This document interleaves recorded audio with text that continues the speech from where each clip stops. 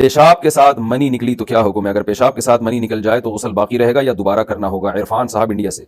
देखें, अगर किसी को शहवत के साथ मनी खारिज हुई है तो मुकम्मल जब तक खारिज ना हो जाए उसको गुस्ल नहीं करना चाहिए। अगर मनी निकली और उसने गुस्ल किया और उस गुस्ल के बाद दोबारा थोड़ी सी निकल गई जो बची हुई थी तो दोबारा गुस्ल करना पड़ेगा। तो इसलिए जब किसी को एहतलाम हो या मनी शहवत के साथ खारिज हो तो उसको चाहिए कि एक दफ़ा अच्छी पेशाब कर ले वो, ताकि जो भी गंदगी रह गई है वो निकल जाए, उसके बाद गुस्ल करे। तो पेशाब करने के बाद जब गुस्ल करेगा फिर अगर दोबारा निकल भी जाए तो फिर दोबारा गुस्ल फर्ज नहीं होता, क्योंकि ये नया सबब पाया जा रहा है इसके लिए। तो इसलिए या अगर टाइम ज्यादा गुजर गया हो या कोई वॉकिंग किसी ने की हो उसके बाद अगर गुस्ल किया और फिर खतरा निकल गया तो भी वाजिब नहीं है।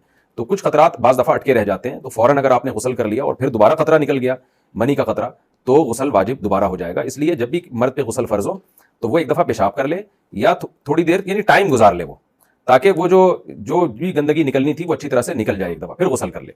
तो बाकी पेशाब के दौरान नॉर्मली हालत में जो सफेद पानी निकलता है या मनी निकलती है वो मनी नहीं होती। मेडिकल साइंस कहती है कि वो मनी नहीं होती। आमतौर पर बाज़ नौजवानों को ऐसा होता है कि पेशाब से पहले या पेशाब के बाद कतरात आते हैं। तो मनी जो है वो वही है जो शहवत के साथ, शहवत खत्म होने पर निकलती है, शहवत पूरी होने पर निकलती है, इसके बगैर मनी जिस्म से नहीं निकलती। तो वो सफ़ेद पानी निकल रहा होता है, लोग उसको मनी समझ रहे होते हैं नौजवान, तो फिर परेशान होते हैं।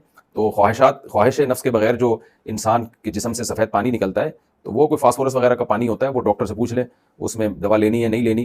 तो लेकिन ये कि उससे गुस्ल फ़र्ज नहीं होता।